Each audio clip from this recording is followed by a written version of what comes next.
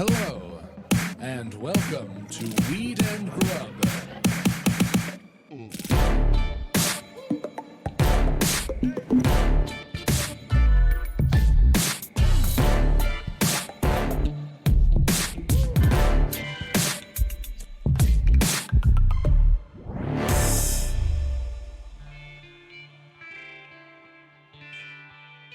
Should I call him?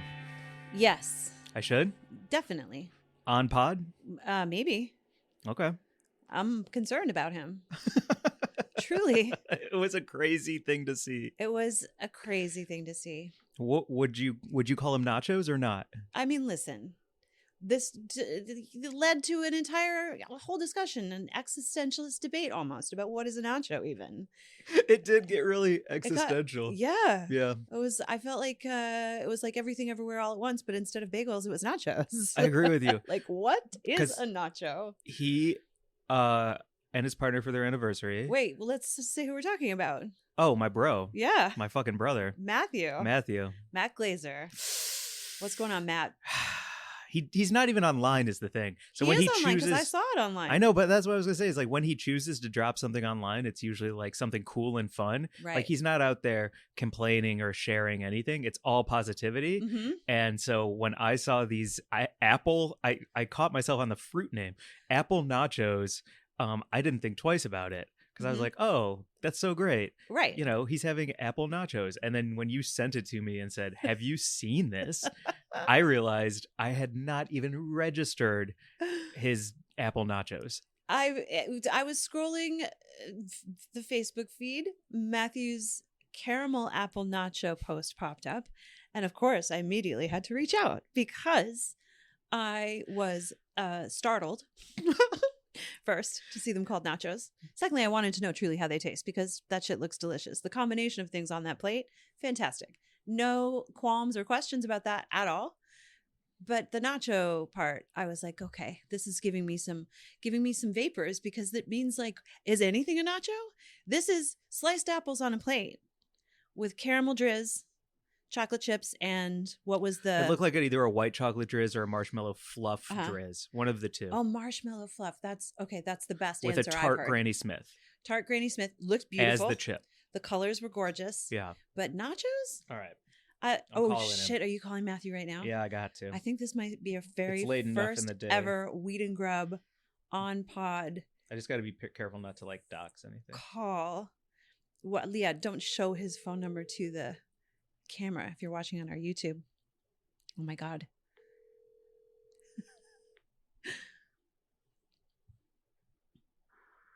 Hello? Matt, we're on the podcast. Is that okay that we're recording this conversation? I'm gonna be home in like 3 minutes. It cannot wait, but Can't it'll wait. only take 2. Okay, sure, that's fine. We are talking, Mary Jane and I, about your dessert nachos, which we are arguing is simply apple slices and sauce on a plate. And now we're wondering what even constitutes a nacho anymore. It's wow. These are the intense conversations, aren't they? Very intense. So Yeah, it's 4:20 in LA, Matt. So just so you know. we wanted to know, 1, how are the apple nachos? How did they taste? And 2, what are you thinking? They were amazing, and we ate them while we watched Hocus Pocus 2. A perfect evening. It really was. That's all we Yeah, need to it know. was- yeah. So, nice and crisp apples, and then a drizzle of caramel on top, drizzle of white chocolate on top, and then chocolate chips. May we post this picture on our Instagram to have people weigh in if this constitutes a nacho or not? Absolutely. Yeah, it's a hot new segment, nacho or not. I like it. That's awesome. Awesome. Absolutely. Let me know the results. Will do. All right. Love you, buddy. Thanks. All right. Bye. Bye. Bye. I didn't say love back. Well, Oh. no, I'm just kidding. Well, that's a good place to start this pod. Yeah. What up, Mary Jane? How's it going, Mike? So good. Welcome to Weed and Grub, everyone. This is a podcast about comedy, Cannabis, culture, cooking, calling shit out, and calling your family. calling your family. Hi, Matt. Hi. Yeah. And also calling out Yes. our guests who had to reschedule today, which is why we're doing a loose moose. That's right. Yeah, but they're going to be on next week. Yeah, they're coming back. Right. Yeah. But I'm just calling out a cancellation that I might bring up when we interview them. Okay. Mm-hmm. Yeah, we'll pass the peace pipe and then we'll grill them. Grill them real hard. Yeah. Oh, I think passing the peace pipe is not a cool way to say smoke a joint together. We'll smoke a joint together Okay. and then we'll ask them hard questions. Cool. Yeah. In. Yeah. So there we go. I disagree with my bro You disagree with him? How? because everything can't be a nacho. Otherwise, French fries are nachos, pita Mhm. chips with hummus and feta and a Kalamata olive. Yep. Like, if I did a bunch of pita chips, would you call it a nacho? Well, like what- a Greek nacho? Well, this is the thing. Like, yeah, what is it? What constitutes nachos? Stuff on a plate with a drizz? Is that what we're Right. saying? Try certain shapes. No, it can't just be shape-ish because of the apple shape. It's not a triangle. Right. So I think you're right. Is it a drizz sitch? It's stuff laid out on a plate with a drizz is a nacho. And a glop. A drizz and a glop, for sure. I mean, I did look up dessert nachos after this whole thing blew my mind when I was like, what is this? Oh, poutine is not nachos. Thank you, producer Mark. It's Thank true. you. That is poutine. And that is everything poutine. I mean, we could go there. We could go If there. you're listening in Canada, what's up? What's up, homeland friends? Yeah. Is apples poutine? Wait. Are apple No, it's dessert? poutine. Poutine is not nachos. Our apple is poutine. Right. Are apple nachos poutine? Oh, like you could call it caramel apple poutine? Yeah. I mean, you could really go anywhere with this. No, well, I want to okay, here's what I think is interesting. If we were to break down the nacho, you remember how you were telling me about why you like Mike Kaplan as a comedian? Because how he bends words and really dissects what the thought process is just behind language and culture. Absolutely. Everything is a thought experiment with that guy. Right. Yeah. So to me, what does constitute a nacho might come down to amount of toppings, because you can order chips and cheese, right? That's not a nacho. Nobody says nachos and then underneath it just says a chip and a cheese. Mhm. But if you add any extra element to that chip and cheese, I think it becomes a nacho. I mean, movie nachos are pretty much just chips, salsa, and queso, right? So With the it jalapeno would slice? salsa be, and the jalapeno, yeah. So Mm. it's at least one extra topping in addition to cheese, I think makes anything a nacho. Okay. I'm with it. I agree. I'm You not, know? I'm not pushing back because I have nothing to add to that. I think you're right. I think so. Yeah. Well, I think it needs a sauce, a slop, and an item, maybe. The way that Ben & Jerry's is all about a crunch, a swirl, and a glop, right? Like a great Ben & Jerry's has 3 different things going on. I think the idea. Well, we had nachos over the weekend. Those nachos were so ideal because it was the obviously the house-made tortilla chips, fucking amazing. But then it was just green salsa and pork, I think. Green salsa, pork, and then some shredded cheese, yeah. And a slop of guac and a slop of sour cream Uh-huh. and a little bit of pico. Yep. Yeah, it was And freaking great. And those are the nachos we had this weekend that you can't have. Yo, but shout out to And we that didn't take because a that was picture. twisted because it was served in a bowl. Yeah, that was weird. That was wild. So it was also, I loved that because that meant all the ingredients, as you lift a top notch, the ingredients slide down to the bottom, and then the lower chips get their own coverage. Yes. If you didn't layer it the first time. There was a pleasing amount left. Mhm. And it was sort of poutine-like, actually. It really was. When you come right down to it. Yeah, it really was. Okay, so we figured it out. So anything is a nacho if it has more than cheese and chips. Yep. Are apple nachos? We are going to put it to the vote. Let's put it to, let's do the nachos or not poll on our IG story when this comes out, because what? We did Mark says, hell no. Hell no. He did it with his finger and it looked like the thing on Adam's Family disagreeing No, with no. apple Well, nachos. do you remember when we started this podcast, you and I had a conversation about what constituted a sandwich, and you were adamant that everything was a sandwich. Everything's a sandwich. And I said, what are nachos? And you said, Shattered sandwich. that's right. Yeah. Nachos are but a shattered sandwich. So if everything is nachos, really the source, the Holy Father, the Holy Ghost, the Trinity. What is the Trinity? Father, Son, and the Holy Ghost. Mhm. Oh, I was thinking onion, celery, carrot, but Mirepoix. Yeah. Other Either way, Trinity. the Holy Trinity. Yeah.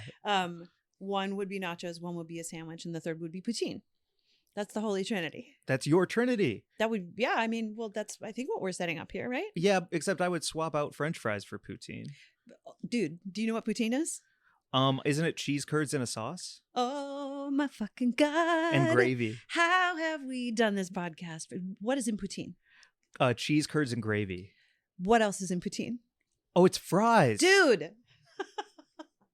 fucking dead over This here. episode is brought to you also by Snoop Dogg, whose new crispy snacks have gotten me ripped from last episode to now, and I'm going to eat more. Yeah, let's eat more. We'll try the next flavor. I forgot that fries were in poutine. Yeah, that's the base. Yo, if you want to try some SUMo snacks, you'll forget that fries are in poutine. I think that's right. If the holy trinity is nachos, sandwiches, and poutine, we have everything covered there. I think you're right. And pasta would fall underneath one of those categories because it's a limp fry or it's a limp. I would say pasta is poutine. Right. Yeah. Yeah. Because it's got the sauce and the stuff. Right. Yep. Okay. Wow. So what's up, Italy? How do you feel about that? Yeah. Come on the pod, Italy. You don't have the guts. Come on, Berlusconi. What are you doing? Yeah. Berlusconi. Yeah. Bunga bunga. Well, should we try more of the Uncle Snoop's tasty snacks now that you brought our attention to those? Please, because then I can eat more of eggplant parmesan from last episode too. Yes. This is an eating record. I love it. This is a sort of a fun loose moose continuation of our last week's app. As you're hearing this, This is a continuation of that app in real time, in the timeline, in the infinite loop, flat circle timeline. What is Mark saying now? Fries are what? Redneck gnocchi. See, that's why we do it. That is why we record at Petty Cash Studios with producer Mark, because he's always bringing the heat. Oh, man. Redneck gnocchi. So that's great. in the time as a flat circle infinite loop, we're going to continue our last week's snacks this week. Yeah. And try another flavor of the new SUMo Snacks line in collaboration with Snoop Dogg, Snazzalo's onion Funyuns. Basically, they're wheat-infused Funyuns. The large bag has 100 milligrams of THC for the whole bag, so you can enjoy as much as you like. Mike has been enjoying some of the spicy. Yeah. I bet I'm around 20, 30 milligrams right now. Yeah. Yeah. Perfect. Feeling good. And I'm so excited to try these because we were talking about how replacing the crunchy onion topping on a green bean casserole would be so perfect with these for Thanksgiving. And yeah, I don't know. If you listen to last week's episode, we dreamed up a whole Thanksgiving meal. Oh, look, they're yellow like a Funyun, which is awesome too. Also, Funyun. Yeah. Just the idea that Snoop Dogg and Funyun teamed up with SUMo. Like the Funyun is such a top I don't think chip. Funyun is involved in this. Right. That's why they're Snazzalos. But like the idea of an onion chip is Funyun-ish. Yes. And it's like hot Cheetos, Cool Ranch Doritos, Funyuns, and chili cheese Fritos is my Mount Rushmore of stone chip. And so the fact that like there's an infused on my Rushmore is awesome. Heck yes. Yeah. What's your chip Rushmore? My chip Rushmore. Oh, and they're good? Would be, well, let me see. This might make the cut. Yeah, this goes on the Rushmore, right? It's really good. The Snazzalo's onion flavor, definitely on Mount Rushmore of chips. Also, definitely going to go on that green bean casserole. Mm-hmm. I would say on green bean casserole. My other Rushmore of chips is weirdly, I can't remember the name of them, but they're like those weird powdery pressed chips, not Pringles, but Munchos. Yes, I know Munchos. Do you know what I'm talking where they're about? like not allowed to be called potato chips because they are technically something else. They kind of like explode in your mouth like air and dust when you eat them. They're kind of like pork rinds in a funny way. I love those. A wavy ruffle with a sour cream and onion dip, but not on the chip, like a regular, big natural wavy ruffle with sour cream and onion dip, French onion dip. Ketchup chips always. Yeah. Every time I go home, Hostess ketchup chips. Is it Hostess? No. What is the chip brand? Lay's. Is it Lay's? Man, I'm stoned. I can't remember. But and then also dill pickle always. Dill pickle chip, so good, especially if it's a kettle fry on that. Yeah, that's awesome. Any kind of dill pickle crunch. I have a crazy pitch. That's a really good Mount Rushmore. Yeah. Yeah. Thanks. Mount Cushmore. Well, do you know the Snoop? It was a famous High Times cover. It was Mount Cushmore. It was Snoop Dogg, Method Man, Redman, Be Real, and I'm forgetting who the fifth was. Willie Nelson? Yeah, and Willie. No, it was all rappers. Oh, okay. Anyway, it was a great cover. That's and they awesome. put them all, like the art department did a really great job. That's so sick. Yeah. Cushmore, nice. I have a crazy Snazzalo's pitch. Okay. And I don't know why it feels crazy, but it feels crazy. Okay. like a cacio e pepe or some kind of like cream sauce Italian meal that has a lot of garlic and onion in it. And then you use that with like some fried basil and you crunch it all up and you sprinkle that on top almost like a breadcrumb Like on a a Caesar gremolata salad, like kinda a gremolata situation? situation, but you use the SUMO snack snazzalos for it. I think like they're oniony enough that I think it'd be really worth it. Yeah. Yeah. I agree. That would be freaking out. Like that just as a there was a minute there where you and I were making some pasta dish that required a gremolata. I can't remember what it was, but I had it left over for like a week. And I kept it just like on my counter under saran wrap. And I was dipping stuff into it, just like a piece of fresh fruit or, you know, like this like piece of chicken or whatever. And it was just so interesting to try it on different things. So it'd be fun to like zizz that up as a powder and just have it to dip different things into it. I love that as having like a thing of gremolata on the counter at all times. Yeah. Because it would be delicious on so like a hard-boiled egg in the morning with a Definitely. little gremolata. Delicious. Yeah. Yeah, that sounds awesome. Yeah, a little Uncle Snoop gremolata. Just keep it in your pocket, man. You got your joints in one pocket and your Snoop powder in the other. Do you want to go see a movie and bring some and try it with popcorn? Uh-huh. I think that'd be really fun. Oh, like crush up some powder and then sprinkle it on popcorn? Yeah. Yes. We can sneak in a little zip. Yes. Okay. Yep. I'm ready to do this. Shall we go right now? Well, Tuesdays, I'm an AMC member. I'm a gold member. Oh. If you haven't gone with me, I can get in the front of any line. I get an upgrade on large popcorns to extra large. It's $5 Tuesdays. I'm kind of a premier big deal. I met Nicole Kidman. And, you know, so if you want to ever go see a movie with me, let me know because I have a VIP access. $5 Tuesdays? Yeah. That's a hot date. Yeah. Right? Yeah. And you can do it in the afternoon, get super high, and then go have dinner afterwards. Yep. Oh, man, what I a thought you were gonna say, Tuesday. then you can go apple picking. Like, remember when we were talking about that with Jetty? and she was like, oh, apple picking is definitely a date. It is. Do you think going to a haunted house with someone is a date? Is it a group or is it two? It's two, Yes. right? Yeah, because you're touching each other.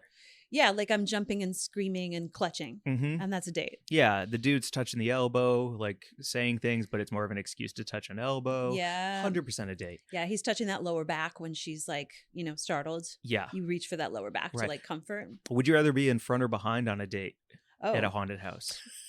Oh, yep. Damn it. I shouldn't have. It was a weird comma, odd pause, an odd pause. I was like, Mike, we're getting really pretty intimate here on Weed and Grub, really drilling down into positions and stuff. Oh, in front and behind in a haunted house. I mean, it really depends on what we're doing for the no. I think I would rather be behind. Well, it depends on how brave I'm feeling, because I want the adrenaline rush, so I want to experience it myself without anyone blocking that like thing popping out of the whatever at me. But then being behind is fun because you get to play up the like scare factor and like, especially if you're on a date, that's a great you know opportunity to like feel like that intimacy bond. That's why people love scary movies. Like it firms up that intimacy bond, right? Totally. Yeah. I haven't been to enough haunted houses to know if there's behind scares or What do you mean? not. Like if you're in the back, you think you're safe, but actually a lot of stuff Oh, like yeah. wiggles and waggles from behind you that Yes. makes you turn around and jump. So 360 terrification. yeah. Mhm. I went to a really good haunted house. I think it was in New Orleans. That legit like had me feeling like I was going to throw up. It was very, very scary. They had people running at you with chainsaws. Holy shit. And like just coming out of nowhere and Oh, moving fuck really that. fast and having like axes or chainsaws and like, you know, I think the really successful ones too, that one specifically like had like medical gore, which is just like so I can't that do that really shit. messes me Yeah. up. The you first know? thing I think of when I think of that is in Hostel when they cut out the guy's Achilles from under the floor Oh my god. and his leg just folds underneath him because he Oh. doesn't have an Achilles heel anymore. Boop. Yep. Burp. Mm. Sorry if you're driving. You feel weird about it. That's why I can't go see what's the movie that everyone's throwing up and passing out with? Terrified too. Terrified 2. Yeah. Has anyone seen this movie that you know? Yes. And Passed on it. oh. Didn't feel it. Didn't feel it. Okay. Said the hype lifted a little too high. Okay. A little too much helium in that hype. Okay. Yeah. I wonder if I wouldn't be brave enough to go see it on my own, but if you're interested, I might be bold enough to go. If you would like. I don't know if I want to see it. Yeah, okay. It doesn't look good to me. Well, I'm just asking because I've been recently too scared to watch movies by myself because I'm, you know, not drinking alcohol October. Sober October. Sober October, quasi sober, Cali sober October. Well, Sober October means alcohol. Well, technically, sober would mean no substances that like alter my consciousness, right? I don't know about that. For me, I think I if need you're to fucking- change the definition of sober then. No. If you are really, really high on weed, you're not sober. To me, I'm high right now. I know, and you're not sober. I'm hanging. I think you're great. I'm just not going to say you're sober. So sober, but So, sober, I don't. All right. Why do you need to debate the meaning of sober with me? Are you feeling spicy about being sober? No, I don't Okay. want to debate it. I'm Okay. glad sober October is great. But what are you trying to get at? I'm just interested to like find out more about why you. Oh, because question I that. like am stress eating about it, like Yeah. naturally. Yeah. Because when I think of sober, I think of it being like the most pure version of you.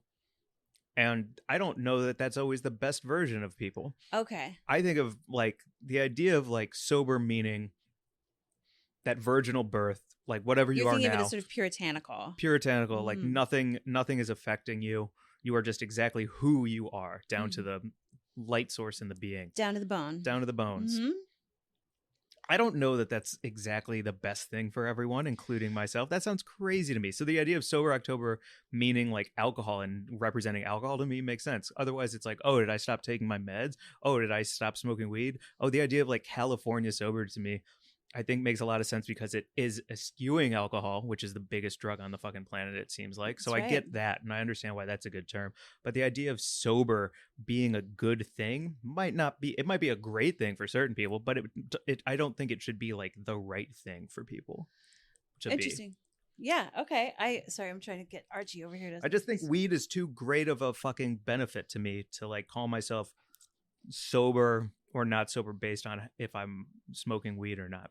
It doesn't make sense to me. Like obviously I Right. wouldn't drive Well, right what now. I'm hearing is that you're like, for you on that level, like someone who's using weed beneficially, like take away the medicinal part, but like beneficially in a way to like make them cope with life better. Yes. That shouldn't be judged on the same level as getting drunk or, you know, high on a drug that's not like 1,000,000,000,000,000%. cannabis medicine. Exactly. Okay. Thank you for encompassing what I was like eating popcorn angrily about. Because that's how I just saw you reach for the snacks and I was like, well, if he's reaching for the snacks, he's got some big feelings. So let's unpack those. Because when I was like reading a news story in last week's episode, you like cracked the chips in the middle. I was like, what? I know. Mike's got some stuff to say, but he's going to crack these chips. That's so funny. You make me imagine if I was taking a lie detector test Mhm. and there's like no machine, there's just like finger foods in front of me. I Well, had no poker face. and I can't even remember where we were going now. We were we were talking about Oh, I you was being talking- in sober October. I was talking about being, my not drinking alcohol this month, meaning that I'm consuming plenty of weed all the time and on my own at night, especially. And then I'm trying to watch movies, and some of them are too scary for me by myself. And one of those recently was Hocus Pocus, which was totally fucking ridiculous. But I was like, I think my house is haunted. These witches are legitimately very terrifying to me. This edible feels great. My dog's acting weird. I don't know. But it was so crazy because I texted you the other night when I was like, I'm at home alone, stoned. My movie choices are currently It or Despicable Me. That's where I'm at. I could tolerate one of these two choices. And you advised me not to watch It because you knew that I was feeling a little scared on my own. But then it turns out, because you came over and we were like, well, let's watch it now that you're here and I can like. And I remember you know. seeing it in the theater. Right. Yeah. It's not scary. Not Scary Farms. That movie is not scary. Yeah. I was so interested to learn this with the help of you being there for me to be able to watch it. When you said, yo, I'm bored, I was like, oh, good. I'm glad she said something. Yeah. It was fucking boring. This It's is made also for the good kids. thing about weed is like you very quickly see what you want to be watching. Like I feel no need to finish a movie when I'm stoned and bored. I'm like, no, I can just move on from this. That's a good pitch. Right? I make choices and I stick to them. Yep. One of them being, I don't like this. I'm choosing something else. Yeah, I don't necessarily need to watch this all the way to the end. That's awesome. Mm-hmm. Damn. That's fucking awesome. I don't know anyone who does that. I think people just finish something. I used to feel the need to finish everything, and lately I just don't because Yeah. who has the time? You Here's know? what I wanted to say about it, though. Oh, okay. Sorry. It is a loose moose. The best part of that movie was how fucking creepy all the adults are in that movie. Ugh. They are terrifying. They are salacious. They are sexual with these fucking kids. Ugh. It is really well done. And I've never read the book. And you said in the book, all adults are awful. Yeah, I think that's one of Stephen King's strengths as an author, is that he's just done such a great job throughout his career of writing that kid dynamic where everything is seen from the kid's point of view and the adults are just fucking nightmares. Like everything from The Stand to what's the Stand By Me, that short story that Stand By Me was written. Oh yeah, the That's little what I was thinking. little boys swimming with their shirts off, right? Yeah, Stand Yeah. By Me, not The Stand, Stand By Me, or It, or just like any, I can't even think of all of the other, The Shining, written from a child, largely from a child's perspective. Like he does such a great job of just showing like how adults are the monsters. Like you don't even need to make up monsters. They are usually the grown-ups around you who are just making terrible choices because they're whatever. You know? Yes, And they're that's terrible. And he did Some a of them fucking touch great your job. cheek and you wither away. Don't do that. But yeah, it was that is truly scary. That's always the scariest. I mean, the family horror movies that I always find the absolute scariest are like Hereditary, you know, shit about like fucked up families. The Babadook. Those are the ones that you don't like the most, but Those you are the also ones that I love the the most. Yeah, yeah, yeah. that I find the most terrifying. Yeah, You like a for metaphor. sure. You don't just like a dude chasing around with a knife. Oh, I don't like people in closets with weapons is not my thing. It's Yeah. like, you know, supernatural, fucked up family dynamic. Love. What do you think of Smile then? Because it's got a little of both. I thought it was fantastic. Yeah. Solid, scary. Yeah, solid trauma Yep. and gore. Yeah. Yeah, And memorable moments that have me not watching scary movies by myself right now. yeah, I Yeah. get that. But it's like scary season is upon us. What are you doing for Halloween? I have my costume idea. Okay. Do I want to say it or just drop a pick? I think I got to drop a pick. Okay. Otherwise, share? no, because I think that's like watching a trailer and all the best bits are in the trailer, right? And you're like, well, now I don't need to see the movie. Yeah. Yeah, I'm not going to drop my Halloween costume Okay. until the day, Okay. but I'm excited about it, and I think it's a fun idea. I have a couple of ideas that I can drop. Okay. I'm thinking about being a butterfly or a spider.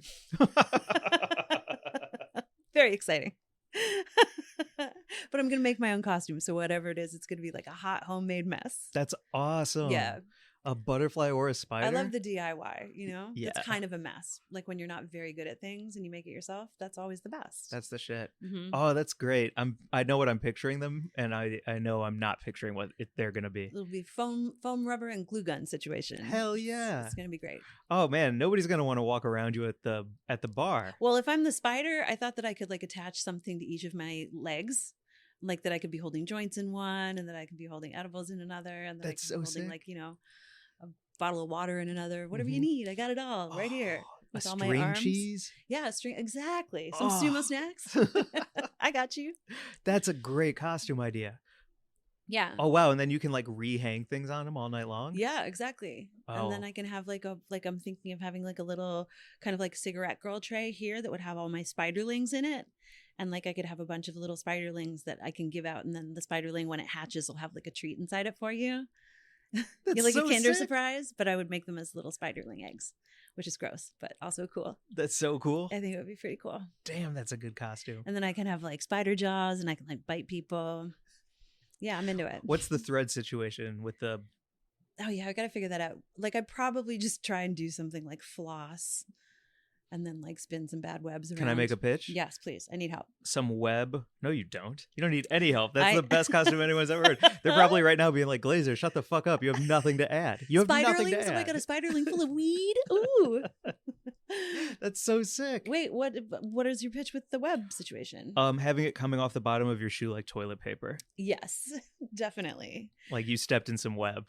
I would, yes, I love this. Yeah. I would also love to have it like hanging out my little spot where they spin their silk, you know? It's like Mhm. kind of out of my little butt, my spider butt. Your spider butt.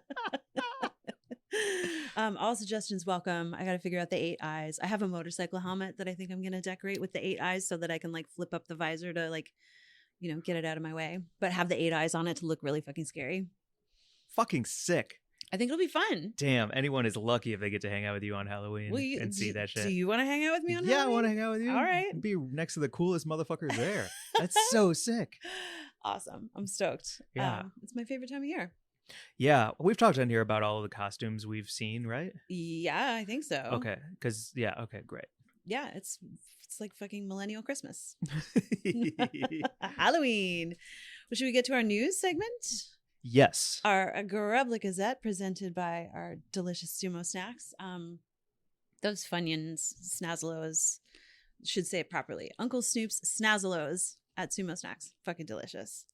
I've got a bit of a funny story for the Grub Gazette this week. Oh, fun. It is a tweet that led me to an Instagram post. And the tweet said it was breaking. So that's why I thought it could be our news story. So the tweeter is I'm Jason Diamond. Evidently, he is a writer for GQ magazine and the New Yorker and other places. Okay, he's established. Mm-hmm. And I mean, I don't know Jason, but I'm going to give him a follow.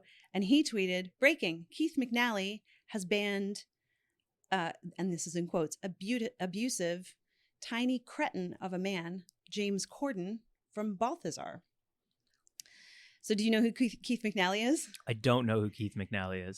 Keith McNally is a New York restaurateur who owns currently Balthazar, Pastis, and Odeon, I believe still. Jesus and he used Christ. to own, Odeon and Cafe Luxembourg are his ex-wives. But that whole family of like Balthazar, Pastis, the Minetta Tavern, Odeon, Cafe Luxembourg, that there were like a 3 or 4 decade restaurant tradition. If in you New go York on City. YouTube and you type in Balthazar, Yes. The amount of people who have covered how their French fries are made is like hundreds of videos long. Yes. Like that is a legendary restaurant. I've never been, but I am familiar with Balthazar. It's so, I mean, the hustle and bustle when you walk into any of those restaurants, really, like they just know how to create that wonderful feeling of being in that perfect, dreamy restaurant situation where everything just moves like a total symphony. It's amazing. I worked at Cafe Luxembourg for several years, and that was after Keith McNally was involved, but his ex-wife Lynn Wagknecht was in charge of everything, and it was just like so awesome to watch her oversee everything with her team. And it was truly like the place where a lot of people who were very famous would come to not be seen, more often than not. It was like someone was in that booth over there and you dropped off Al Pacino's double decaf espresso and moved on. No pictures, no chit chat here. People are people. Yeah. Except. So James Corden, evidently. Wait, while you read, I'm going to turn off the AC. Oh, okay. According to this tweet, which drew our attention to this post, which is actually Keith McNally's Instagram. I'll just read what he wrote instead of trying to contextualize it. He wrote, this is Keith McNally, NYC. James Corden is a hugely gifted comedian, but a tiny cretin of a man, and the most abusive customer to my Balthazar servers since the restaurant opened 25 years ago. I don't often 86 a customer. Today, I 86'd Corden. It did not make me laugh. Here are 2 examples of the funny man's treatment of my staff. He behaved similarly in my former restaurant, Cafe Luxembourg, a few years back. He posted 2 managers' reports under that, both detailing some bad behavior, just being rude. The second one says that James Corden began yelling like crazy after they sent out something that he wasn't happy with. He began yelling at the server, "You can't do your job. You can't do your job. Maybe I should go into the kitchen and cook the omelet myself." Fuck off. At any rate, Keith McNally, I just think it's an interesting moment to see this very public restaurateur who, like, admittedly, I just know of his sort of reputation. Like, he's pretty inflammatory, I think, in the way he does speak about other people and online. Like, he's, I think, gotten in a lot of hot water on social media before. But it's interesting to see him call out a celebrity. Like, arguably, his restaurants cater to celebrities. Like, that's, did I just say arguably and inarguably? You might have. Basically, essentially. Basically, essentially. What is my point?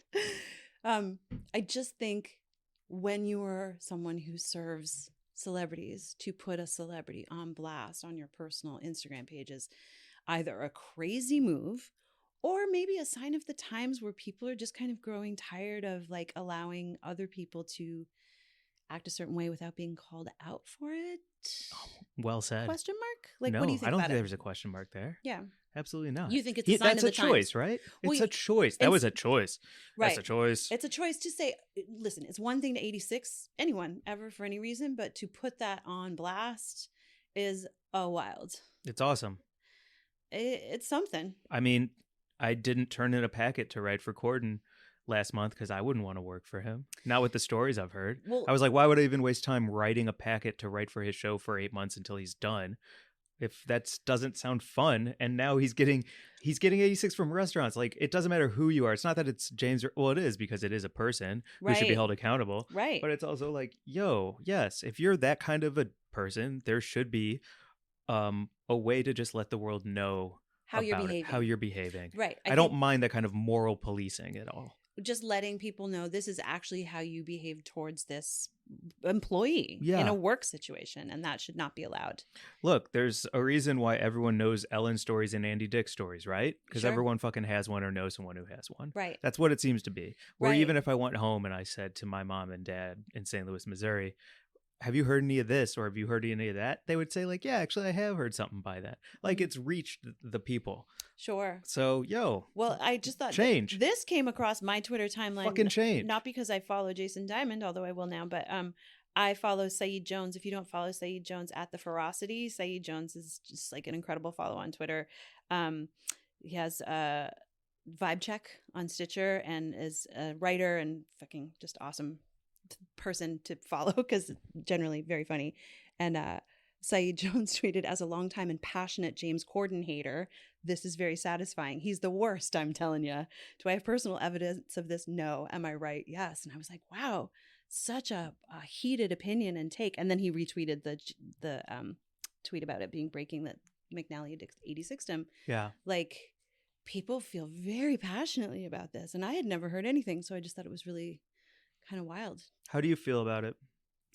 There's There's so many levels to it that are hard for me too because of social media being a part of it. Well, So how do you feel about it? Thing. I have a few feelings about it. As a former restaurant worker, it is sort of satisfying to see someone called out for being shitty to restaurant employees because fuck, like how you have to suck it up for people who are complete and total fucking dicks to you all the time and then don't tip you. And then like waste your time and making you wait on them when they know they're not going to tip you because they're just like, I've had that experience so many times. Is that celebrities and non-celebrities, or are you saying that is one group, or which group? It's just people. Like, I don't think it matters. Like, there are some awesome celebrities. Bill Murray, for instance. I know you were just talking about how fucking awesome your encounter with Bill Murray was. Tips $100 every drink he gets.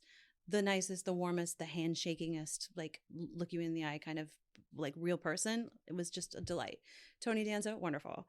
Meryl Streep, hilarious. And then there are the ones who were like truly not fun to deal with. And I won't name them because I'm not in a place where I feel like safe putting people on blast without receipts. Like, obviously Keith McNally is putting Corden on blast because he has manager reports about like documented incidents that were making people uncomfortable in a professional setting.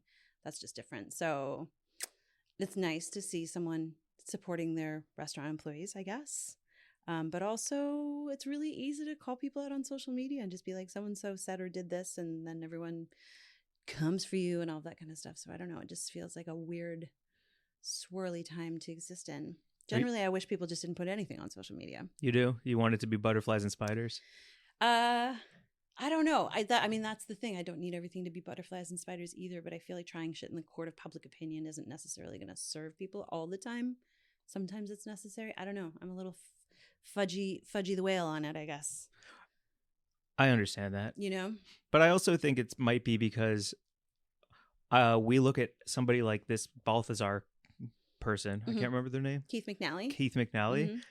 And I think that a lot of people in my situation, in LA, in situations at large, he has something that is tried true, long-term, wildly successful. He is at the top of his platform. I think he's also quasi-retired, honestly. Okay. Yeah. And so he has, I think sometimes people, myself included, feel like I don't have the ability to speak my mind because I want to be at a place that I'm not yet. And the idea of speaking your mind and having opinion and being somebody who you want to be can be more scary than what you hope the future is.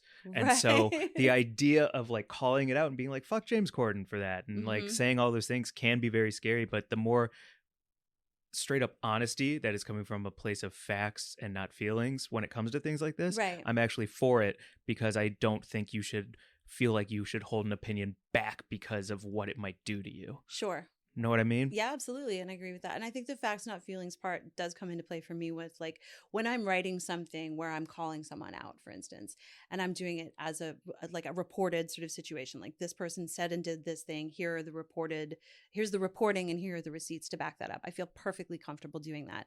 I just don't use my personal social media to say this person did this shitty thing to me.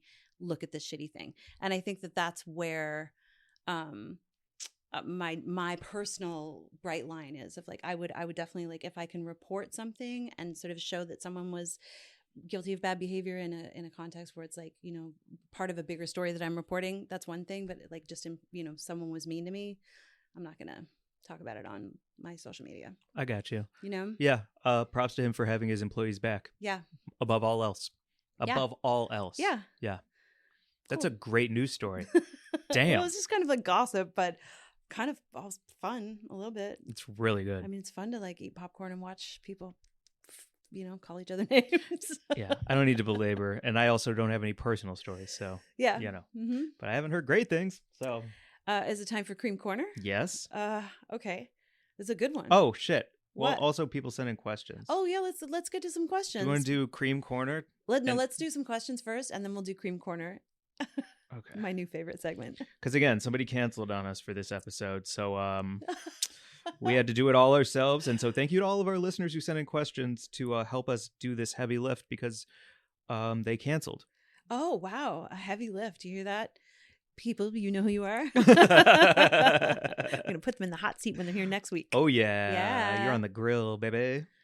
What you got for questions? We have a handful. I'll pick out a couple of fun ones. Oh, I know one was that our friend Maggie wanted to hear from Archie. Yes, at Wilson Maggie AF, who we met in Vegas, had a wonderful time. Thank you for the fruit slabs. Yes.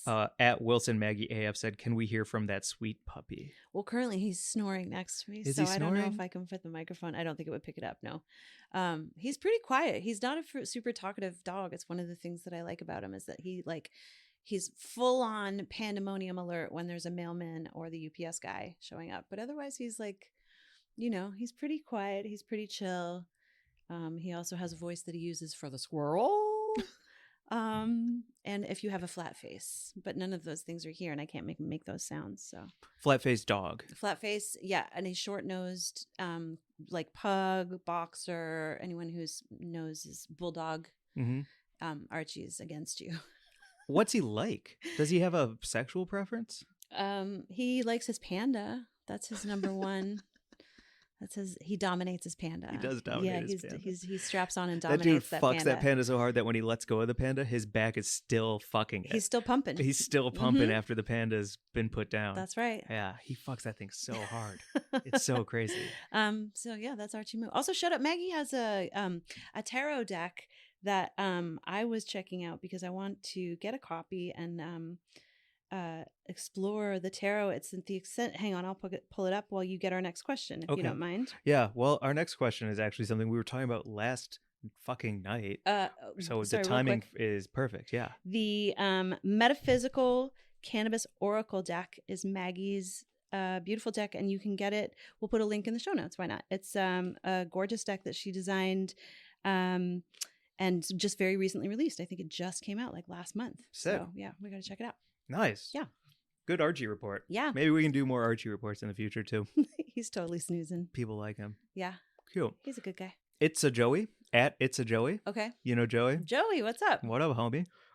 Wrote, what is your most memorable meal experience? Ooh. Which is crazy because we were talking about that Mm-hmm. the other day. Yeah. And we came to a conclusion that one of our all-time favorite dishes is the same fucking dish. And I Yeah. didn't know that. Top 10 bite. Top 10 bite. And also top 10 meal experience. Yeah. So I think like for me, it's Momofuku in the Cosmopolitan in Las Vegas. Mm-hmm. And the dish. Oh, fuck. I'll pull it up. David Chang's And fucking... we were talking about this with last week's guest, Tema, too, about how like the greatest bites are always cinematic because it isn't just about the bite of food. It's also about the atmosphere and the sounds and the experience. Like a truly great bite of food ties all of those things together, a la Ratatouille, like, you know, takes you back somewhere or whatever. And this particular dish at Momofuku, I remember putting it in my mouth, feeling it melt across my tongue, and then all of a sudden having this like, shoo, shoo, shoo, shoo, shoo, like I clocked the line, the chefs behind the line, the space of the lamps above the tables, the server moving behind me, the David Cho piece of artwork on the wall, everything. Like I remember it so clearly. I remember sitting across from you and I remember eating this. Big eye tuna, Mhm. shaved foie gras, Mhm. stone fruit, Mhm. pine nuts, Mhm. $38. Jesus Christ. Fucking crazy. It's Ice so crazy. cold Mhm. big eye tuna, shaves of thin, almost like you would use like a microplane of truffles, also cold. Foie gras. Foie gras, ice cold foie gras so that Mhm. it shaves real finely and perfectly over that ice cold tuna, some toasted pine nuts and some stone fruit. Yep. And a cold spoon and a cold bowl. It's a wild thing to Oh. eat because it really does. I was okay. My friend Rachel recently made me laugh so hard when we were going for sushi together, and she was like, "Well, you know that Toro actually melts sadness, right?" Because I was saying I was feeling kind of blue, and I wanted to It's go true. and treat myself to some sushi, and she was like, "Yeah, you got to make the sadness melt, especially with Toro. That actually specifically melts sadness." And That's so great. I got to say, having experienced this dish, I really did feel that it was beautiful. Mhm. It's a beautiful, beautiful bite. Is that a nacho? Yeah. I'm gonna say yes. Yeah. Yeah. Thank you for your nacho, David Chang. Yeah. Thank you so much for those beautiful nachos. Everything's a nacho. Man, Um, I can't believe that we both started talking about big eye tuna on a walk and just being like, oh yeah, no, that was one of the best plates of food I've ever had. best ever. Fucking crazy. So freaking memorable. Yeah. Do you have others from around The Popeyes chicken world? sandwich. Okay. When I had that for the first time, that was insane. Okay. Oh man, the it's a Popeyes chicken sandwich is exactly what my eyes are closed I for know. everyone, like because I'm so into it. That's so funny. I didn't even know I closed my eyes to really see it in my mind's eye. Like, hello. Sorry, Mary Jane. Uh-huh. I'm doing that. What was that show, Sherlock? I went to my mind palace to Oh, yeah. picture this Popeyes chicken sandwich. You're also doing what my mother does, so you can't interrupt her. She just closes her eyes and starts talking, and there's no way of stopping her because she can't see you. That's so. What a good move. It's an amazing move. She just goes. I had no idea that you left the room. Yeah. What are you doing? Oh, hello. So eyes closed, Popeyes. That Popeyes chicken sandwich. Yeah. It's such a big, juicy bird and Mhm. perfectly spicy and a buttery, soft bun and the right amount of pickles. It's just everything I think of when I think of a chicken sandwich. Yeah. Yeah, Popeyes. It was amazing. Oh man, I think like there are elements that I think of when I think of favorite bites, like the soft boiled egg that comes with tatsu ramen and the way that yolk bursts perfectly into the ramen and the shoyu and like all that whole situation is so freaking good. But when it comes to like a full meal experience, do you have that memory of like the whole night kind of situation? Because can I tell you about mine? Oh yeah, why are you asking me when Well, you want to share? I want to know if you have one to share because I don't want to just share mine and then have you be like, I don't fucking know. I want to hear every story about food you have. Okay, this was when I was in France. I was cycling across France when I was 16. I was a whippersnapper. I was out of control. I was wild. I'd moved out of my house. I was living in an apartment by myself. I was 16. And my dad was like, will you come to Europe with me? And I fully thought he was going to put me in a convent. And my sister was like, no, you got to go. It's going to be awesome. I went. It was the greatest trip of my life. And one of the weeks that we spent was a week cycling across the north of France, Brittany. From I think Saint-Malo to Roscoff, I think is the route that we did for anyone who knows that part of France. There was one night, it was awesome because we just got on our bikes and we would just go, and at night we would stop and we would find a place to stay. There was zero planning for like, I think most dads with 16-year-old girls would like have an itinerary or whatever, but it was so dope. My dad did not. 100% no itinerary. We just went. And every night we stopped and he would order himself a full bottle of wine and I would get a half bottle of wine. And it made me feel so grown up and he treated me like a grown up. It was awesome. And this one meal we rode into this little town really late and it was the only place open. And it was like a 2 Michelin starred restaurant and dad just threw down. And we had like a 8-course meal. And I was 16 and I was like at this 8-course meal in France with my dad with wine and everything.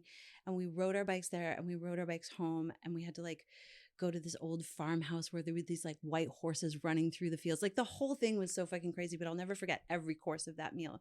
There was like, we had pike, we had rabbit, We had pork chops. We had roasted artichokes, like the whole thing. I remember so perfectly, and the half bottle of wine that was like, I just felt like I was a real grown up.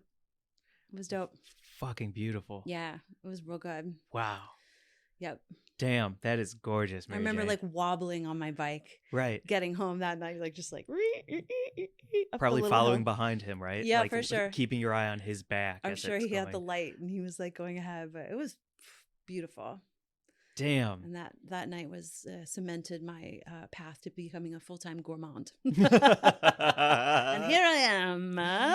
Fucking write the book. God damn. God damn. That's awesome. Yeah. That's so awesome. It was cool. He was great. My sister was right to be like, go. What are you, crazy? Yeah. I was like, he's going to try and, like stifle me. She was like, the opposite, dude. The opposite. So thanks. Yeah. Shout out Dad. And also shout out your sister being like, you. Go. Well, he'd done a similar thing with her where he'd taken her on some amazing trip. And she was like, yeah, you got to go. He's cool as fuck.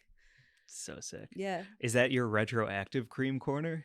Oh, no, I have a cream corner. We're on a food tip this month. It's so fun. I love it. Sober October is a glutton. Yeah. No, Sober October. What? Slop. It's also Sloptober. So, yeah, sure. I don't know. It's a juicy month. Do you have a meal that you want to talk about before we move on? Oh, to Cream no, I'm Corner? not following that. That's Okay. fucking beautiful. Thanks. Yeah. I'm not about to be like, so when the Crunchwrap Supreme came out, you could also get a double decker. I want to hear that story. Everyone needs a fucking palate A cleanser. lot of people didn't know about When the we were cheesy in gordita France. crunch at the time, but you could order it. It was off menu. It was a pretty big deal. I like those stories. What's your cream corner? Okay, Cream Corner. You were there for. You got pictures. You got video. In fact, listen. Hell of a setup. Do you like the front or the back? Okay, we got to set it up though. We were spending the day hanging out. It was a mellow day. We microdosed. We were sparkling with mushrooms. Then we had some walking THC infused beverages. Dog park situation. Archie, all feeling good. Trying to figure out what dinner was going to be.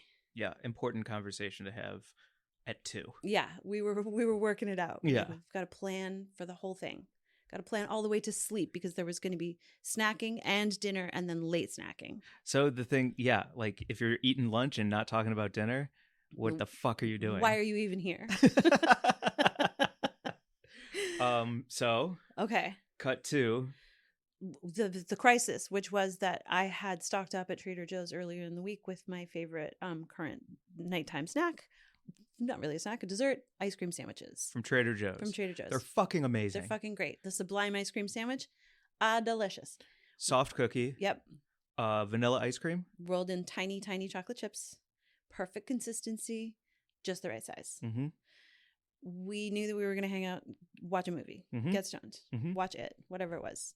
I only had one ice cream sandwich. Done. Didn't want to get in a car and drive. Mm-mm. And didn't offer it to me as the one who gets it. So that was Hell a problem no. in itself. Yeah, what are you, a lunatic? We're like, oh God, where are we going to get ice cream sandwiches? We ascertained that the best move would be simply to walk to a local grocery store and purchase some. Yeah, like a Cool House. Yeah. Something simple. Yep. A Toll House ice cream sandwich. Ben and Jerry's, do they make ice cream sandwiches? We didn't know. We went and searched. We arrived at the local Whole Foods. I don't go there anymore. I hadn't been there, so I didn't know what was going to be available. No ice cream Sammies.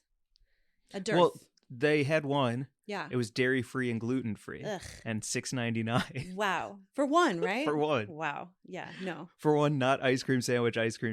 Man. And you called out the Kaepernick Ben and Jerry's flavor. Yo, Ben and Jerry's, you got to get your fucking shit together, man. Yeah. That Colin Kaepernick flavor is bullshit because it's called like all for one, or it's like we're all the same, or like equality, whatever the I fuck think it it's is. just, we're all going to save this world or something. Yeah, Save This World, Save which This I World. actually like as a title, Mhm. but it's dairy-free dessert snack. It's not even allowed to be called ice cream, and I'm all about dairy-free, and I understand that, but you're othering the idea of ice cream, and you can't save the world by not just making a delicious fucking flavor of ice cream. Get your dairy-free, like, false flags out of here. We don't want your non-dairy frozen dessert. We want ice cream. I want Colin Kaepernick ice cream. Yeah. If Jimmy Fallon has an ice cream and Stephen Colbert has an ice cream, Give Colin Kaepernick a fucking ice cream. Jerry Garcia should have the most vegan hippie ice cream of all time, non-dairy frozen dessert situation. He got Cherry Garcia. That's, Yeah. I agree. Fucking pissed me off. Also, the packaging looks like they had an intern design it. And I don't appreciate that. It's too messy. It was a lot going on. It's a lot for my eye. It was very frustrating. A pint of ice cream. It was frustrating. And then, the true disaster, no ice cream sandwiches that we wanted to have. However, they did have caramel toffee macadamia nut cookies on sale. So we just grabbed those and a pint of ice cream and we fucking made our own. And that is my cream corner. It's a good cream corner. Because we got home. The ice cream had melted in its pint just to the perfect consistency where we sliced it with a serrated knife into 3 Sammy fillings. Mm-hmm. And then we just hucked those between those cookies, made our own. Threw them in the freezer for a minute? That's right. Or after massive bites because it was perfectly melted. What are we doing? There was some wrist juice. Some definite ice cream wrist juice. That was the shit. Yeah. Because now I'm excited to go back to the grocery store and look at other cookie pint combinations that I may indulge. My mind is blown. I swear to Fucking God, mint I chip? never What's gonna thought that I happen? could make my own fucking ice cream sandwich. Yeah, that's why you have a serrated blade. It's not for fucking just loaves. Yeah, what, tomatoes? What am I cutting? No, it's ice cream out of the fucking carton. That was so sick. It was incredible, and I am excited to try other mint chip with what kind of cookie? Like a double chocolate chip. Yes. See? Yeah. Yes. 100%. Yep. That was I also like feel like that's my kind of Boy Scout badge. I'm not really into camping. I'm not really into like fire and sewing and archery and hunting and rocks. Mhm. But if I could get like you overcame the ice cream sandwich dilemma badge by making your own, Yep. I think that's a proud day for me. I will have that badge made for you. What would the badge be called? Your ice cream certificate of certainty? Okay. Your certainty? I would say on your sash, you have that one, and you can also always find a trash can. I'm great at trash It's can finding. weird. Yeah. Like, you always know where the garbage is. It's fucking amazing. If you saw my mom and dad's house, you'd understand because if dust hits the floor, an alarm goes off. Oh, wow. Okay, that makes a lot of sense. Also makes sense why my place makes you absolutely fucking insane. It does. For a couple of reasons, all of which are those. Yeah, I hear you. Sorry about that. I will work on it.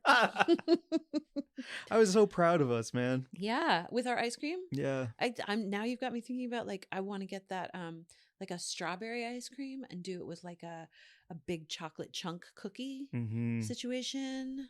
Do you like snickerdoodles? I do like snickerdoodles. I'm a Would fan. cinnamon ice cream with a snickerdoodle be too Oh. much of one thing for I you? think that would be a good approximation of like the churro ice Right? cream. Because then I think taste. what I would want to do with that too would be to swizzle a little bit of caramel sauce on the underside of the cookie. Yep. So it almost drips down around the ice cream disc. Yep. You know what I mean? I do. Yeah, I think caramel would be a nice addition to that one. Okay. I'm in. I think this would be a good pop-up for us to also start. Be a if we great wanted to- pop-up. Yeah. We had some other pop-up ideas. This Oh, would be yeah. a good pop-up. Yeah, the other one is shit. Wait, It's what? more of like something to park across from a smash burger place and call it the idea of a burger. And it's just smash. It's even thinner smash burgers. That's what you fucks want, isn't it? Even thinner smash patties, you dummies. It's just like a Parmesan crisp. Who says Parmesan? Parmesan crisp, like layer of burger. It's Yeah. just, yeah. it's the most- $15. it's It's like- the thinnest patty. It's like a Vespertine idea of a burger. It's called idea of a burger. Idea of a burger. Yeah, and it has 50,000 followers on day one, and Yeah. everyone's calling it the new thing, guaranteed. Yeah. Okay, I'm in. I'm with it. Cool. Can we post those ice cream videos? We have to. Okay. Yeah. If you want to add a little bit of sex music behind it, Yeah. that's like probably expected. This- We should do an OnlyFans for this pod I think where we just drop like ice cream rolling down your arm.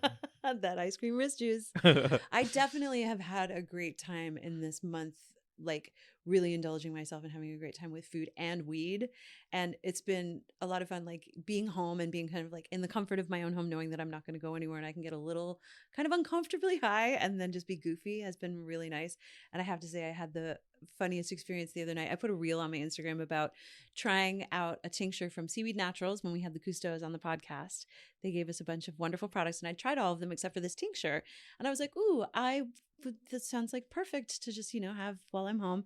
It's 1 to 20, so it's not going to do that much to me because I assumed it was 1 part THC to 20 parts CBD. The ratio on the box of 1 to 20. Turns out it was the other way around, and I had a wonderful time. But that's been really enjoyable this month. It's I'm just so glad. What a little happy loose. accident. Yeah, it was a very happy accident. Also a happy accident that, like, I wasn't trying to go anywhere or do anything. Yeah. Yeah. You had your own bicycle day. Yeah, I did. I was Under the just, sea. Yeah, I mean, RG got a lot of pats. Wait, say the other thing you were going to say about, because you posted that Instagram story. What? And then you like got hard on yourself for inaccuracies of the Instagram story while you Oh. were stoned out of your mind. Well, you know, very much being my father's daughter, my dad was always, because he was a fisheries scientist, and there's a whole family of fisheries scientists. I'm surrounded by them.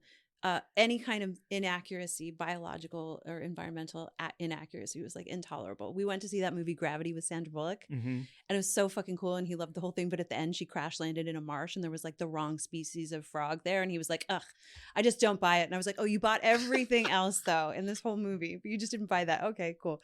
So I was just saying about the Instagram reel, because I used this underwater filter to kind of make it funny. But the fish were wrong because it was freshwater fish in a saltwater environment. And I was like, Philippe Cousteau is going to spot that and be mad about it. He's going to cordon you on his profile. He's definitely going to be like, she's banned, she's barred, I don't want it. Why would you do that? That's the incorrect species of fish. No, telling lies. Those fish do not exist in coral reef environments. That's so funny. You know. So yeah. you would get a fact badge on your Yes. on your scout sash. Yes. I would have a fact badge. I like that. Yeah. Yeah, maybe I'll make Facts one of those. and grammar. She's a great time. Can I make one of those for you, like a pin or a sash thing for like Christmas? Yeah. Yes. A fact badge? I would love that if it's fun and funny and not like Not like Herschel making Walker. me feel weird. Yeah, no. It's not like you flip down a wallet and it says facts. oh my God. Some bullshit like Some that. bullshit like that. I can't believe whoever talked him into that was like, this is a good idea. And he was like, I think that is a good idea. You know, he violated that's like against the rules in a debate. There's a no props? No props rule. He brought a prop. I mean, you know, Come on, I guess use it worked. your We're all water talking bottle. about it. you know? Yeah, for all the right reasons that he's definitely going to win. Well done, sir. Ugh, You out of your mind. Yeah. He's toast. I freaking hope so. He's toast. That's crazy. Well, Abortions and props. You can't come back from that. It's been Let's- 2 weeks. Let's hope not. Is that a good spot for us to wrap our moose? Oh, I thought you were going to say eat some eggplant parmesan. Well, yeah, that too. Yeah, as long as we can wrap it while I take a couple bites of that. Okay. Great. You have a butt of the week? I do have a butt of the week this Okay. week. Do you want to go first or second? I'll go second. Okay. My butt of the week this week is my homie Eddie Firth. I just did his show at the Comedy Store. He became a really good friend before the pandemic. He had a show on Netflix called Historical Roasts, and he started that as a live show with his friend Ryan, and then it got to Netflix. He just knows how to create an incredible show, live show that can be sold. And I did his new one called No Laughing, where it's 5 comedians trying to get an audience member who's pulled on stage to laugh, and if they don't laugh, they get a t-shirt and $20. Mm-hmm. And it was so much fun to do, and it was so great not only to see him, but to see how excited he is to be back putting on shows. And it was sold out. It's the fucking Comedy Store. And This who was your goddamn thing special was guest? sold out. There was a special guest who showed up that night. Oh, you can talk. I don't want to talk. Ryan about Phillippe. it. Yeah, that was really cool too. And also Leslie Jones. Yeah, Which, when you and I were talking about it, you didn't even mention Leslie Jones. It sounds like it was like star-studded. it was incredible. Fucking A. Yeah, Leslie Jones hopped on stage for 12 seconds, made the whole audience cracked up and goes, "That's how you do it," and then left. It was Wow. sick. So follow I Am Eddie Firth on Instagram, I Am Eddie Firth. And if you are ever in LA, you got to check out his show, No Laughing. Nice. That's a freaking awesome butt of the week. Thanks. My butt of the week is Amara Yiv, who does my hair. She is an incredible colorist, and she works with our friend Eric, and has like learned so much about doing beautiful balayage and coloring. And she's like in the celeb colorist world, and I can't say who her clients are with Eric, but needless to say, she's doing color for the stars. And she's just freaking awesome. And she's a cool follow on IG. She's at Amara Yiv, AMARAYIV. And I just always like love going to her and hanging out. And she's like, it's just like a great Thursday morning every couple of months where we get to kick it. And I hear about her adventures like in the hair world. And then she like does cool shit outside that world too. So give her a follow. And can't wait to see you next week, Amara. Heck yeah. That's awesome. Yeah. Can I shout out one more thing? Yeah. Another thing, if we were to do a charity of a show, I'm doing a thing with Boston Market, and we are raising money for the Red Cross. So if you want to go onto my Instagram, I think it'll all be out at this point. There'll be some videos. If you comment on a video and your video comment is chosen, it's like you get the Boston Market sends you like $100 if you go to the link in my bio. And can we put it in the show description? Yes. And in the show description for the Red Cross and donate there. I think you can win some money from Boston Market and me. And it's just because like the world is like pretty fucking crazy place. And I have like distinct good memories of Boston Market when I worked at Second City. It was the place right across the street. So I would get a pot pie most nights and have that as a way to comfort my soul while working at a live theater, not doing what I wanted to do, but being so close to it that I wanted to stick around. And to be able to have like comfort food during that time, like a cornbread or a pot pie, is like, it's important to keep your soul nourished when you're in an environment like that. Yeah, there was a Boston Market on 23rd when I lived on 25th in New York, and that was like straight up. If I had a cold, I would call in an order there and just like go get myself that like mashed potatoes with gravy and chicken comfort food and like, you know, wrap myself in a blanket and feel better. Yeah, the blanket. Oh, fucking yeah. So if you would like to donate to Red Cross, if you'd like to leave some comments on the posts that are up on my thing and not only win $100, but the person who gets the most comments on their posts for this,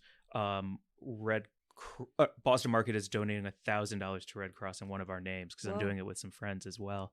So there's just like a lot of cool ways to raise money, and I wanted to end the episode by letting the world know if they want to be involved. Very fucking cool. Yeah. Time to go and have some bites of eggplant parm. And... I forgot to bite it during that whole time you were talking. And plan our ice cream sandwich for later tonight. Yeah. Oh, I'm done with that. Mm-hmm. Okay. Let's get some of that freaking ice cream. You know what else I'm craving is like bread. A sandwich where you have to rip the bread, kind of like it's a real chewy baguette. Are you talking ciabatta? Fuck you. I know your feelings about ciabatta. Focaccia's ugly twin. Exactly. The one who got all the recessive genes. Mm-hmm, yeah, exactly. This is fun. Yeah. Loose moosing it up. Thanks everyone for listening. Follow us at Weed and Grub on Instagram.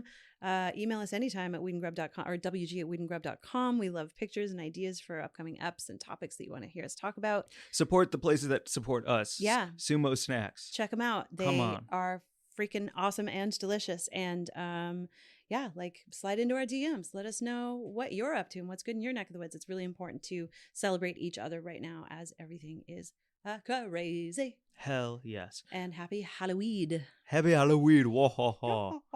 Archie, anything from you? Maybe he's going to be one of my spiderlings. I could dress him as a tiny spider. I love that I'll shit. be the big spider and he'll be the little spider. That's happening. That's so sick. Bye, everyone. Bye.